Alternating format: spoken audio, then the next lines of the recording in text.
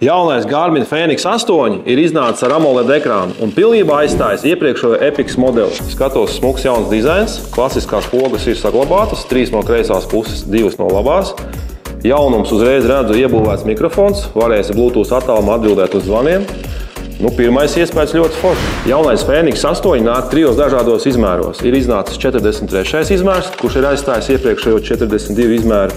Klasiski saglabās 47. un lielais 51. Pievienots mikrofons ar balss vadību, jaunas topogrāfiskās Garmin kartes un specifiski spēka treniņi. Protams, nekur nav pazudusi arī solārā versija ar MIP krāsaino displeju, kur darbības laiks būs līdz 30 dienām. Turpretī AMOLED ekrāns strādās līdz 2 nedēļām. Protams, tas ir ļoti atkarīgs no pulksteņa izmēra un pielietošanas veida. Visi Fenix modeļi kā vienmēr izceļās ar savu milzīgo izturību, kuru nodrošina titāna korpuss un safīra stikls.